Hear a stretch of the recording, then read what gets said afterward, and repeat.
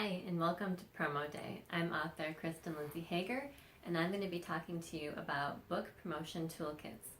Now, book promotion toolkits are a great way to get information about your book out to blogs, bloggers, book reviewers, but they are different than a press kit or anything you'll use for PR that way.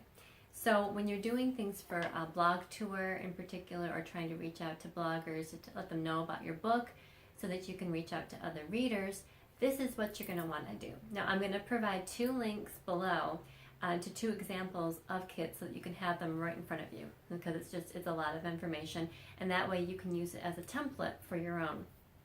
Now, I'm going to give you two different examples. One is for a series, because I do that differently, and one is for a standalone book or a book one in a series.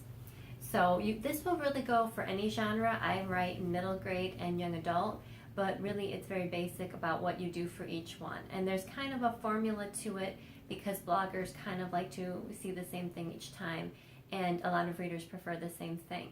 Now, you don't want it to be too long. That's the first thing, because if you put a lot on a blog, people will just stop reading. Some people like to give a lot of information and let the blogger pick and choose, but I find that most bloggers are doing so many posts per day, per week, they don't have time to pick and choose. So I think it's best to just make it very, very simple. So the first one I'm going to do is a young adult example. It's the example from my Can Dreams Come True, book one of the Cecily Taylor series. And how I start out doing it is put the title in bold and then your name. If you have a series, put that in parentheses. You can put this part of a title, or you can put it on the next line. But definitely put this in bold. Right under that, I want you to do a not too specific, but more specific than just putting YA, middle grade, or fiction. You don't want to get too specific, like, new age, paranormal, romantic comedy, or anything like that. But contemporary YA fiction lets you know a little bit more than it's just YA and then it's fiction. You can use humor, romantic comedy, but make it a little bit specific, but don't go overboard. The next thing you want to put is your blurb. Now, your blurb, you're going to want to use the same exact thing that's on the back of your book and your Amazon.com blurb for your book. Don't change anything. You need it to be exactly the same so people know what to expect. You don't want to get cute there and put something different trying to appeal to other readers. Exactly what is on the back of your book, or if it's an ebook and you don't have the back of the book, what's on your Amazon profile for the book. Then put an excerpt. Now, most people, depending on what kind of blog tour or what they're doing, it's going to depend. You might change your excerpts. You might even have different promo kits for different things. Like if you're doing a big blog tour, you might want to give them maybe up to even 5, depending on how many they want. You do some longer, shorter. But for your basic kit, which is what you need to start out with, your basic kit, do a fairly short one. You might include 2 blurbs if they're not very long, but maybe 3-4 paragraphs. People do not read very much when it comes to blurbs like that. So if they're interested, you just want to whet their appetite. If they're interested, they will go find you on Amazon, and usually most books have that. You can search and read a couple pages, or they'll go and find your website. So don't make them too long, and put your best foot forward. If you're writing something that has a lot of humor in it, you want to pick maybe something that's got humor. If the book really isn't particularly funny, don't pick out the one humorous moment, because you're kind of giving a fake take of what your book is about. So pick a scene that's going to end on a part that makes you want to read more, that is indicative of your writing, that makes them want to pick up the book. But again, don't make it too long. Don't make it too dialogue-y either. For the second blurb, if you decide to do one, pick another point that's kind of going to draw people in and make it a little bit different so you get a fuller view. But again, for your basic media kit, maybe 1 blurb, possibly 2. If you're going to be doing a tour, ask them how many they want, and maybe even do a second document with more in it. Because if they just strictly hand out your promo kit to all the bloggers, a lot of people don't look at what they're given, they just cut and paste. And if you provide 5 in your basic promo kit, they could put 5 and nobody's going to read to the end and see your buy links. So be very careful about that. No more than 2 pages for your basic kit. Right after your blurbs, you're going to put about the author. Now, everybody does this differently. It depends on what your genre is.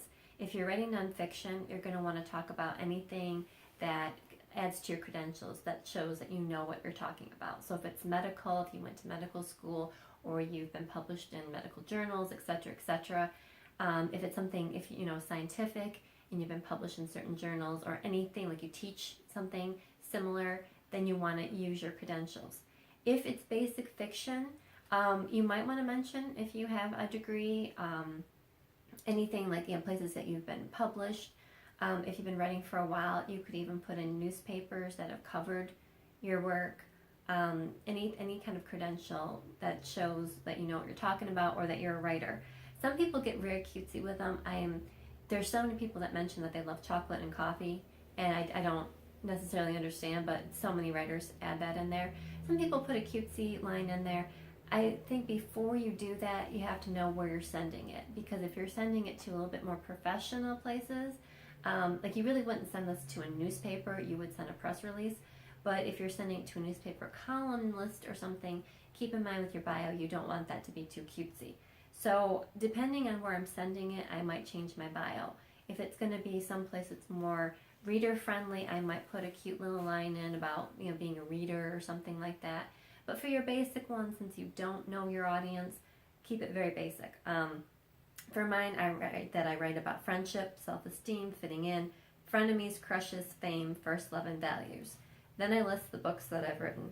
She is the author of True Colors, Best Friends Forever, Next Door to a Star, Landry & Lake, Competing with the Star, Dating the It Guy, and Can Dreams Come True. Then if you've won any awards or been nominated, you can add those. Like I have that True Colors won the Reader's Favorite Award for Best Preteen Book, the Dayton Bookseller Bestseller Award for Teens, Competing with the Stars, a Reader's Favorite Book Award finalist, Dating the It Guy as a Roan nominee. You could add something like that. Then I do another separate paragraph that says that my work has been featured in USA Today, the Flint Journal, the Grand Haven Tribune, Beaver Creek Current, Belleville Times, Springfield News Sun, Grand Blanc View, Dayton Daily News, and on the talk show Living Dayton. So if you have places where your work's been featured, you can list magazines or things like that. I don't list all the places because I was also a journalist, so that would get kind of lengthy, but you can just pick out a few, and you can even mention that some of the places to let people know that there are others. And then since you'll have hopefully that information on your website, you don't need to get too wordy.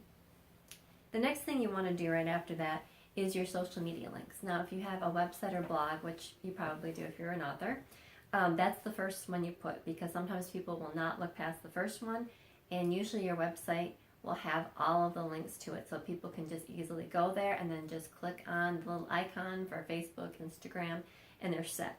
But just to have all your bases covered, put the next ones down.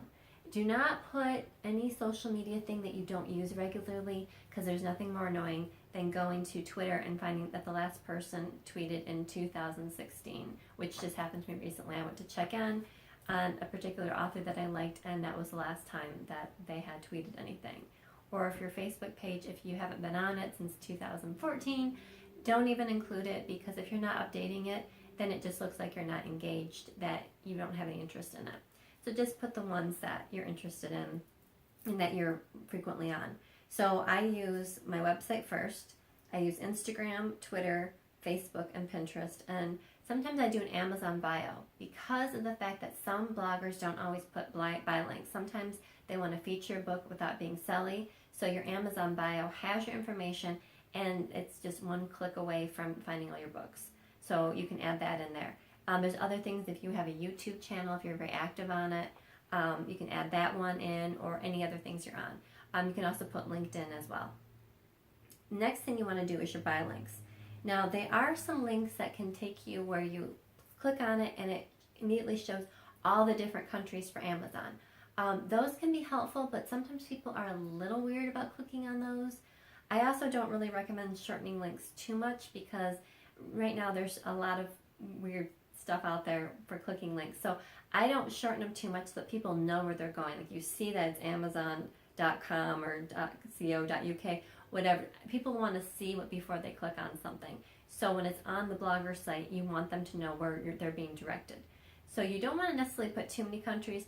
If you know for a fact you have readers in those countries, or if you're doing a blog for somebody who is maybe in Australia, then you want to include a few other links. So I usually do Amazon US, Amazon UK, I do Amazon India because I do have a lot of readers over in that area.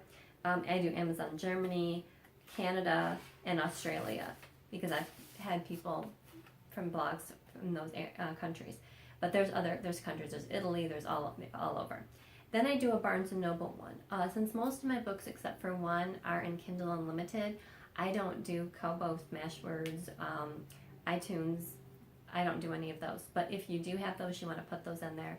There's the Indie Bookbound type thing. There's a lot of other ones. So go and see where your book is at. Not a lot of people necessarily are going to be buying paperback, so you don't want to put too many links if it's just a paperback on there. You just want to make sure that you have your bases covered so they don't have to go searching all over. The next thing is I do a part where it says what people are saying about and then your book title.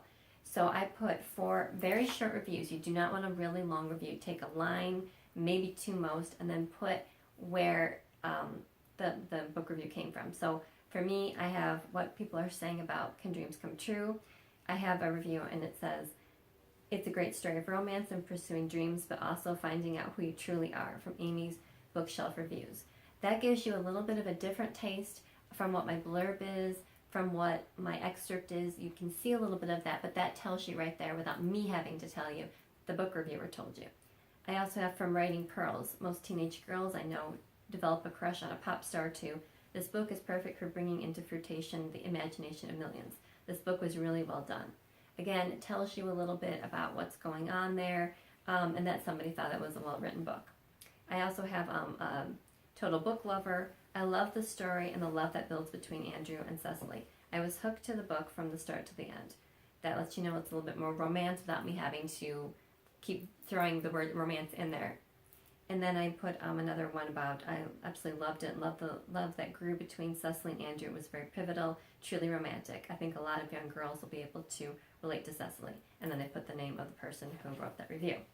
So that is your basic media kit that will work for any genre.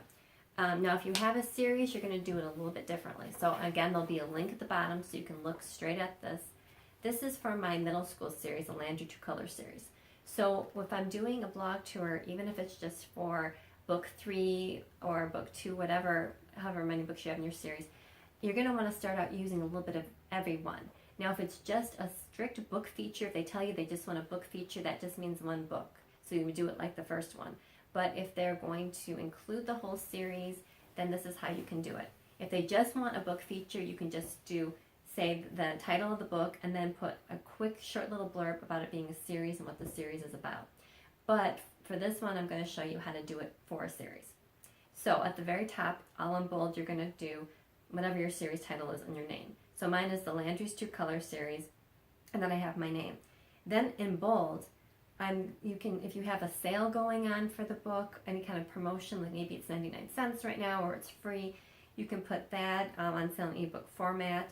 And then check out the first book that started. I have, the first book that started Landry Albert's journey into finding her real friends and her true self.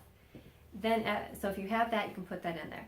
After that, or right after your title, you're going to put series info, again in bold, to let people know that this is different.